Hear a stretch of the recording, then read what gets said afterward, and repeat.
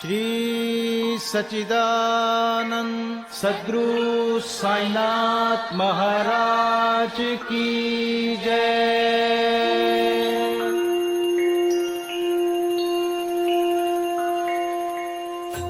आदरणीय साईं भक्तों, आप सभी को हृदय की गहराइयों से सादर प्रणाम। साईं ज्ञान गंगा के सभी एपिसोड्स को पसंद करने के लिए आपका दिल से आभार।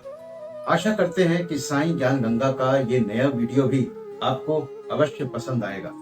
पसंद आने पर आप इसे लाइक कीजिएगा, ज्यादा से ज्यादा शेयर कीजिएगा, और अगर आपने अभी तक हमारे चैनल को सब्सक्राइब नहीं किया है तो इस चैनल को अभी सब्सक्राइब कीजिएगा और बेल आइकन को प्रेस करना भी मत भूलिएगा। तो आइए शुभारंभ करते हैं साईं ज्ञान गंगा के 11वें एपिसोड में श्री साईं सच्चरित्र के अध्याय 11 का। अध्याय 11 में हम वर्णन करेंगे श्री साईं बाबा के सगुण ब्रह्म स्वरूप, उनका पूजन तथा तत्व नियंत्रण का। ब्रह्म के दो स्वरूप हैं, निर्गुण और सगुण।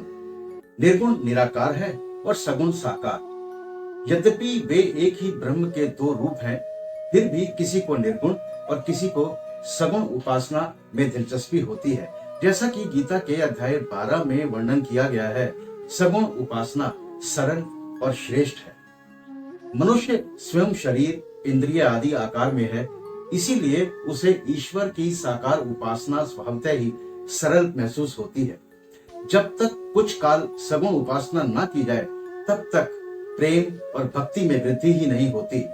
सगुण उपासना में जैसे जैसे हमारी प्रगति होती जाती है, हम निर्गुण ब्रह्म की ओर अग्रसर होते जाते हैं। मूर्ति, वेदी, अग्नि, प्रकाश, सूर्य, जल और ब्राह्मण आदि सप्त उपासना की वस्तुएं होते हुए भी सद्गुरु ही इन सब में श्रेष्ठ है। श्री साईं का स्वरूप आंखों के सम्मुख लाओ, जो वैराग्य की प्रत्यक्ष मूर्ति और अनन्य शरणागत भक्तों के आश्रय दाता है। उनके शब्दों में विश्वास लाना ही आसन और उनके पूजन का संकल्प करना ही समस्त इच्छाओं का त्याग है। कोई कोई श्री साईं बाबा की गणना भगवत भक्त अथवा एक महाभागवत यानी महान भक्त में करते हैं, परंतु हम लोगों के लिए तो वे ईश्वर के साक्षात अवतार हैं। वे अत्यंत क्षमाशील, शांत, सरल और संतुष्ट थे, जिसकी कोई उपमा ही नहीं दी जा सकती। यद्यपि वे शरीरधारी थे, पर यथार्थ में निर्गुण, निराकार, अनंत और नित्य मुक्त थे। गंगा नदी समुद्र की ओर जाती हुई मार्ग में गर्मी से व्यथित अनेकों प्राणियों को शीतलता पहुंचाकर आनंदित करती, फसलों और वृक्षों को जीवन दान देती और जिस प्रकार प्राणियों की क्षुधा शांत करती है, उसी प्रकार श्री साईं संत जीवन व्यतीत करते हुए भी दूसरों को सांत्वना और सुख पहुंचाते हैं। भगवान श्री कृष्ण ने कहा है, संत ही मेरी आत्मा है, वे मेरी जीवित प्रतिमा और मेरे ही विशुद्ध रूप हैं, मैं स्वयं वही हूँ। ये अवर्णनीय शक्तियां या ईश्वर की शक्ति, जो कि सत्य, चित्त और आनंद है, शिरडी में साईं रूप में अवतीर्ण हुई। श्रुति तैत्तिरीय उपनिषद में ब्रह्म को आनंद कहा गया है। अभी तक ये विषय केवल पुस्तकों में पढ़ते थे, परंतु भक्तगणों ने शिरडी में इस प्रकार का प्रत्यक्ष आनंद पा लिया है। बाबा सबके आश्रय दाता है। बाबा भक्तों के भावों का आदर करते और उनकी इच्छा अनुसार पूजन आदि करने देने में किसी प्रकार की आपत्ति नहीं करते थे। कोई बाबा के बैठने के लिए मुलायम आसन और एक बड़ा तकिया लगाते, कोई उन्हें इत्र और चंदन लगाते, कोई सुपारी, पान और अन्य वस्तुएं भेंट करते और कोई नैवेद्य अर्पित करते। यद्यपि बाबा सर्वदा शिरडी में ही निवास किए रहे, परंतु वे सर्वव्यापक थे। इसका भक्तों ने नित्य प्रति अनुभव किया। ऐसे सर्वव्यापक सद्गुरु के चरणों में बारंबार नमस्कार है। शांत दया दानी हृदय, सब ज्ञानों का ज्ञान, मानव जीव चराचर, जग के नो कल्याण। सगुन उपासक रूप लखे, चित राखे धरि ध्यान, भज साईं को नित्य प्रति, प्रगट होए भगवान। प्रभु का कोई रूप नहीं, ना ही प्रभु का अंत। भक्त रूप ले जो भजे, प्रगटे सोई बनि संत, प्रगटे सोई बनि संत। ओम साईं श्री साईं जय जय साईं, ओम साईं श्री साईं जय जय साईं, ओम साईं श्री साईं जय जय साईं, ओम साईं श्री साईं जय जय साईं, ओम साईं श्री साईं जय जय साईं, ओम साईं श्री साईं जय जय साईं। एक बार श्री तात्या नूलकर के मित्र डॉक्टर पंडित बाबा के दर्शनार्थ शिरडी पधारे। बाबा को प्रणाम कर वे मस्जिद यानी द्वारका माई में कुछ देर तक बैठे। बाबा ने उन्हें श्री दादा भट्ट केलकर के पास भेजा, जहां पर उनका अच्छा स्वागत हुआ। फिर दादा भट्ट और डॉक्टर पंडित एक साथ पूजन के लिए द्वारका माई पहुंचे। दादा भट्ट ने बाबा का पूजन किया। बाबा का पूजन तो प्राय सभी किया करते थे, परंतु अभी तक उनके शुभ मस्तक पर चंदन लगाने का किसी ने भी साहस नहीं किया था। केवल एक महलसा पति ही उनके गले में चंदन लगाया करते थे। डॉक्टर पंडित ने पूजन की थाली में से चंदन लेकर बाबा के मस्तक पर त्रिपुंडाकार लगाया। लोगों ने महान आश्चर्य से देखा कि बाबा ने एक शब्द भी नहीं कहा। संध्या समय दादा भट्ट ने बाबा से पूछा, क्या कारण है कि आप दूसरों को तो मस्तक पर चंदन नहीं लगाने देते, परंतु डॉक्टर पंडित को आपने कुछ भी नहीं कहा? बाबा कहने लगे, डॉक्टर पंडित ने मुझे अपने गुरु श्री रघुनाथ महाराज धोपेश्वरकर, जो कि काका पुराणिक के नाम से प्रसिद्ध हैं, के ही समान समझा और अपने गुरु को वे जिस प्रकार चंदन लगाते थे उसी भावना से उन्होंने मुझे चंदन लगाया। तब मैं भला कैसे रोक सकता था? पूछने पर डॉक्टर पंडित ने दादा भट्ट से कहा कि मैंने बाबा को अपने गुरु काका पुराणिक के समान जानकर ही उन्हें त्रिपुंडाकार चंदन लगाया है, जिस प्रकार मैं अपने गुरु को सदैव लगाया करता था। यद्यपि बाबा भक्तों को उनकी इच्छा अनुसार ही पूजन करने देते थे, परंतु कभी कभी तो उनका व्यवहार विचित्र ही हो जाया करता था। जब कभी वे पूजन की थाली फेंककर रुद्र अवतार धारण कर लेते, तब उनके समीप जाने का साहस किसी को नहीं हो सकता था। कभी वे भक्तों को झिड़कते और कभी मोम से भी नरम होकर शांति तथा क्षमा की मूर्ति से प्रतीत होते थे। कभी कभी वे क्रोध अवस्था में कंपायमान हो जाते और उनके लाल नेत्र चारों ओर घूमने लगते थे, तथापि उनके अंतःकरण में प्रेम और मात्र स्नेह का स्रोत हमेशा बहता ही रहता था। भक्तों को बुलाकर वे कहा करते थे कि उन्हें तो कुछ ज्ञात ही नहीं है कि वे कब उन पर क्रोधित हुए। यदि ये संभव हो कि समुद्र नदियों को लौटा दे, तो वे भक्तों के कल्याण की भी उपेक्षा कर सकते हैं। वे तो भक्तों के समीप ही रहते हैं और जब भक्त उन्हें पुकारते हैं तो वे तुरंत ही उपस्थित हो जाते हैं। वे तो सदा भक्तों के प्रेम के भूखे हैं। पंडित चंदन लेपि प्रभु, पायो गुरु स्वरूप।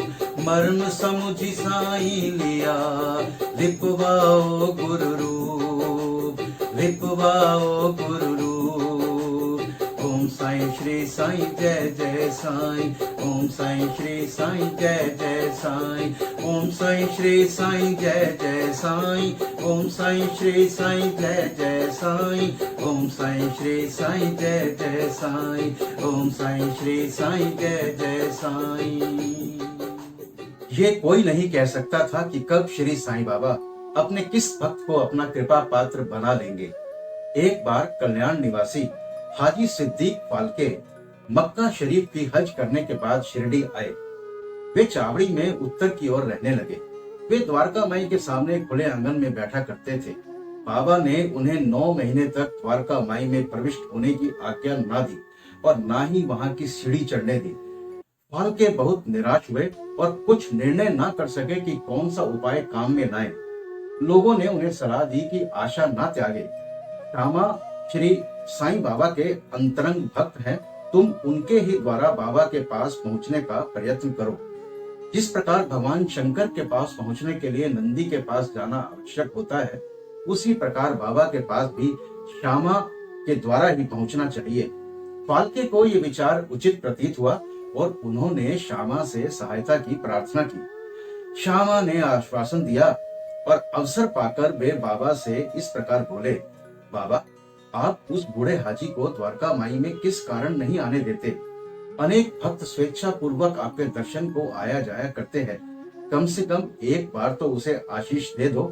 बाबा बोले, श्यामा, तुम अभी नादान हो। यदि ऊपर वाला फकीर नहीं आने देता है तो मैं क्या करूं? उनकी कृपा के बिना कोई भी द्वारका माई की सीढ़ियां नहीं चढ़ सकता। अच्छा, तुम उससे पूछाओ कि क्या वो 12वीं कुएं की निचली पगडंडी पर आने को सहमत है? श्यामा स्वीकारात्मक उत्तर लेकर पहुंचे। फिर बाबा ने पुनः श्यामा से कहा कि उससे फिर पूछो कि क्या वो मुझे 4 किश्तों में 40,000 रुपए देने को तैयार है। फिर श्यामा उत्तर लेकर लौटे कि आप कहें तो मैं 40 लाख रुपए देने को तैयार हूं।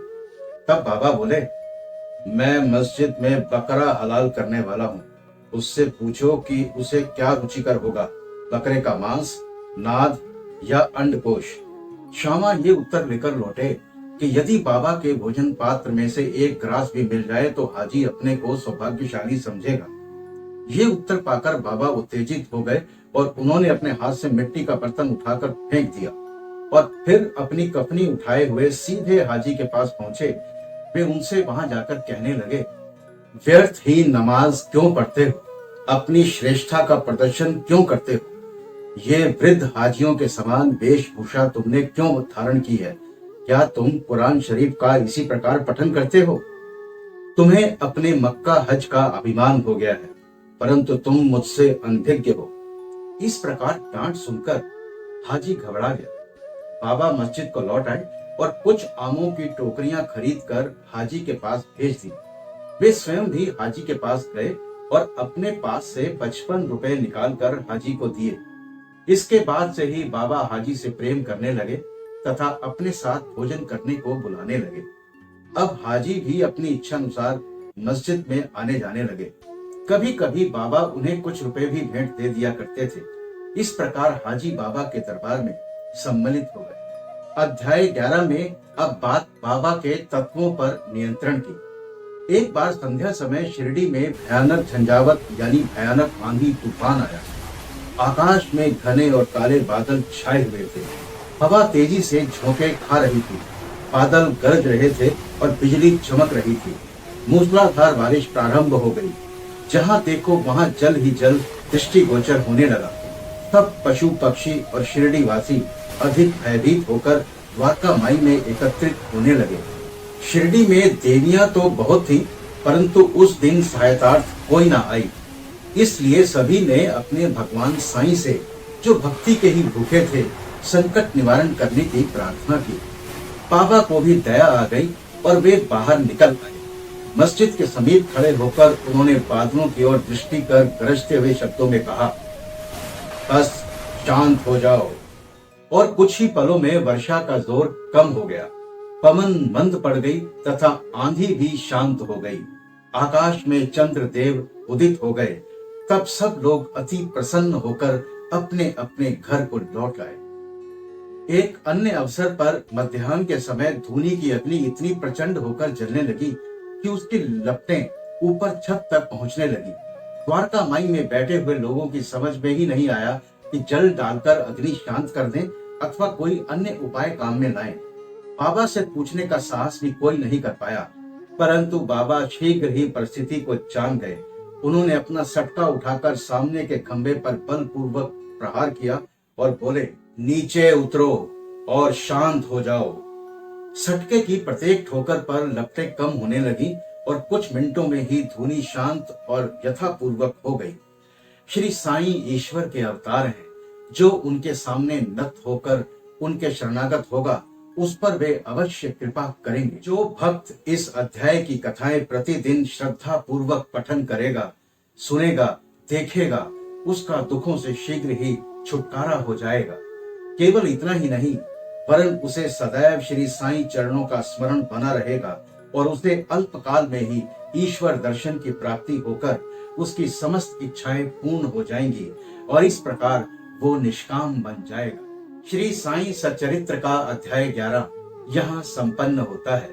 अगले एपिसोड में वार्ता करेंगे श्री साईं सच्चरित्र के अध्याय 12 के बारे में। आशा करते हैं कि आपको हमारा ये वीडियो अवश्य पसंद आया होगा।